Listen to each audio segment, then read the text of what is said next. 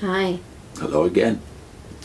In the last video in the Pure Worship series we have begun, we dealt with the Old Testament, specifically the book of Proverbs, just to make the case that there is not only no phrase pure worship in the Bible, but the thought isn't even there in the Old Testament. What you have rather is believers and unbelievers in every generation, a faithful remnant that seems to be pretty much always there.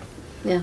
But there's the worship. majority of people worshiping Yahweh are not worshiping Him purely. Yeah, but they're accepted. So there's accepted worship, but not pure worship.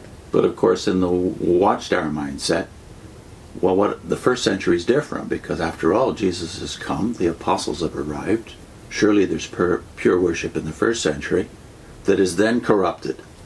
So it's up to Jehovah's Witnesses to restore true worship or pure worship. Mm-hmm. But it doesn't take long to explode that illusion. All you have to do is dive into, let's say, the first chapter of 1 Corinthians, Mm-hmm. which ironically is one of their favorite proof texts when it comes to proving that they are united and you are not if you're in Christendom. That they're pure. They get rid of the bad stuff. But let's just dive into 1 Corinthians chapter 1, just down to verse 13, and see what you think as you read the verses that we usually utilize in our work in context. This is the New King James, right? Mm-hmm. Paul, called to be an apostle of Jesus Christ through the will of God, and how do you say Sosthenes? Sosthenes, our brother, to the church of God which is at Corinth, to those who are sanctified in Christ Jesus, called to be saints, with all who in every place call on the name of Jesus Christ our Lord, both theirs and ours. Grace to you and peace from God our Father and the Lord Jesus Christ. I thank my God always concerning you for the grace of God which was given to you by Christ Jesus, that you were enriched in everything by him, in all utterance and all knowledge, even as the testimony of Christ was confirmed in you, so that you come short in no gift, eagerly waiting for the revelation of our Lord Jesus Christ, who will also confirm you to the end, that you may be blameless in the day of our Lord Jesus Christ. God is faithful, by whom you were called into the fellowship of his Son, Jesus Christ our Lord.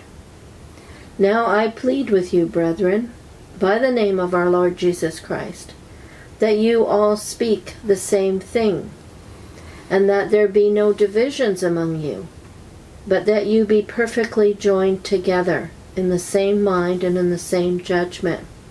For it has been declared to me concerning you, my brethren, by those of Chloe's household, that there are contentions among you. Now I say this, that each of you say, I am of Paul, or I am of Apollos, or I am of Cephas, or I am of Christ. Is Christ divided? Was Paul crucified for you? Or were you baptized in the name of Paul? I think that's enough to establish the point. What do we do with verse 10? Well, we take verse 10 out as if it's a description of the church, when actually it's a desire, it's an appeal. It's a counsel, It's a counsel to a church that obviously is not manifesting unity. Yeah. Isn't it positively, it's not just ironic, it's demonic that we take that text to describe as a description of the church in its purity in the first century and think that that is our desire today, that is our necessity today if we're going to be approved by God. Obviously that's not the case here. What does he say in verse 2? The church of God in Corinth, those sanctified. But why are they sanctified? Because they're personally holy? Or collectively holy? Or pure? No, they're sanctified in Christ Jesus. There's one of Paul's key ideas, that our holiness, our righteousness is in Christ, not in ourselves. Yeah. Called to be saints. Some Bibles say called saints here. So this is not description, but prescription, right? It's telling you what you should be. what you should be, not what you are. That's right. And interesting also, they're called saints, and then in verse 10, I appeal to you, brothers. He considers them all, despite their sectarianism, his brothers and brothers of each other. Yeah. And then verse 8, I thought is worth looking at.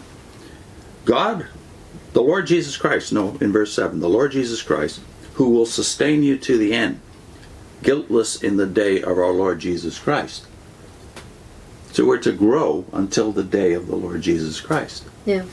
Grow in maturity. And then he says, not you are faithful, that's why you're in the church. God is faithful. He says, God is faithful. you know, he's wanting them not to have divisions, but there are divisions. There are cliques, contentions. And then in within the group. chapter 3, verse 1, again he calls them brothers, but I, brothers, could not address you as spiritual people, but as people of the flesh, carnal people, as infants in Christ. So is that an insult? They're infants, despite the fact that obviously that most of them will be mature adults, but they're infants in Christ, and they're people of the flesh. They are carnal, and yet they're called saints in chapter 1 and brothers again here. And of course that all builds up to another famous Watchtower proof text, chapter 5, where they're told to expel the wicked man from among themselves. But again, that's not a prescription for disfellowshipping anyone who is morally reprehensible or has a sanctification problem. Rather, it's a scandalous case. Now, we've dealt with that in another video. Yeah, right. We'll link that at the end. So the church in Corinth is anything but pure. And by the time you get to chapter 11, therefore, you're not too surprised. I don't think we dealt with this verse in the other video. When he's talking about the Lord's Supper, look at the very first thing he says. He says in verse 17, but in the following instructions I do not commend you, because when you come together, it is not for the better, but for the worse. So that sounds pretty, not just very negative. not just bad, but sacrilegious if they're actually abusing the Lord's Supper. For in the first place, when you come together as a church, I hear that there are divisions among you, and I believe it in part. For there must be factions among you, in order that those who are genuine among you may be recognized. So Paul is far from disfellowshipping those who are, as it were, dividing the church. His counsel is not get rid of them. So it's not all thinking alike. You know, people have been trained to learn, and so then they can recognize who's speaking the truth. If they have to both be there, though, for them to do that, to recognize, well, no, this is a problem. This is the right way to go. How does Paul therefore counsel that they deal with these problems? Very severe in the case of sacrilege at the Lord's Supper. Well, he says, for one thing, that God is also dealing with it already, because he says this is why some of you are sick, and some of you are even dying, because you don't discern the body. And then in chapter 13, well, we have the most famous chapter Paul ever wrote. What do you do with people that you find it hard to fellowship with? Yeah. Well, he tells us. Chapter 13, it's not just fellowship. It's love. Love. And of course, a very famous verse in a very famous chapter. Love bears all things, believes all things, hopes all things, endures all things. Love never ends. But when the perfect comes, the partial will pass away. So part of the problem is that Christians just don't know. They don't have perfect knowledge. So they're all growing.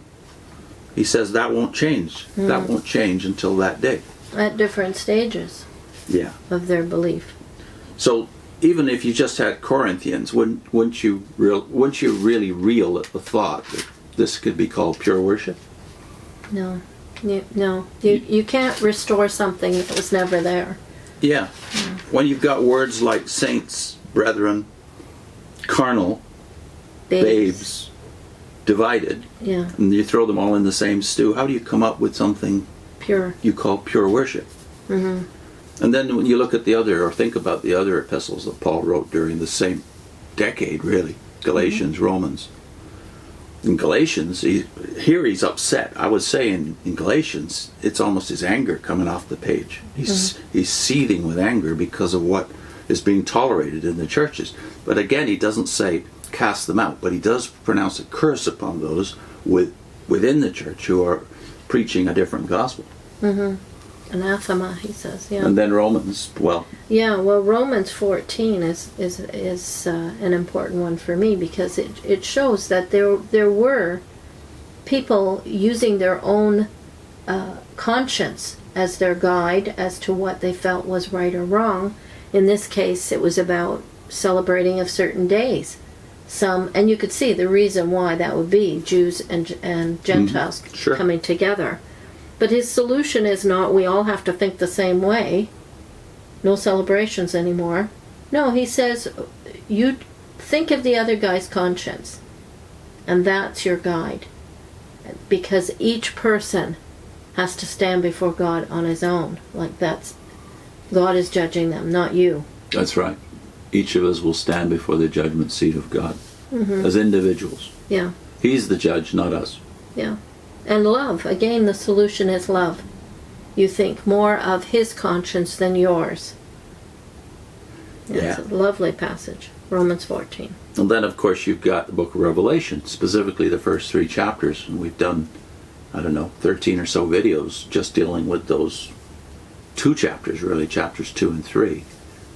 And I think that's one of the links we're putting out at the end. But what's the overall message of Revelation 2 and 3 when you read the messages to the individual 7 churches? They obviously weren't perfect churches. They had their problems. 2 of them different get problems. 2 of different them get churches. Different problems, yeah. 2 of them get really good reviews, but the other 5 have problems. Some look hopeless. Yeah. The way they're described, specifically Laodicea. I said nothing good in the way of praise coming from Christ, but they're still his churches. He still holds them in his hand, according to the picture. But we've dealt with that quite extensively in those dozen or more videos. Yeah, you couldn't call them pure churches, though. Yeah, so we're going to link to a video called Revelation. Which one of the Christ's 7 churches would JWs attend? And there's about 13 going through linked all videos, linked videos going through all the different churches. And this is the first? Their grades, yeah. So we'll put the first one in, and you can just keep following the links. The second video is called Sex and Sex in Corinthians, or in Corinth. Could you unpack that a little? So SEX and SECTS. Sex and Sex in Corinth. Yeah. Do Jehovah's Witnesses have the mind of Christ on disfellowshipping? Yeah. We're looking at chapter 5, of course, the famous disfellowshipping proof text, in the context of those first 5 chapters. Right. See you next time.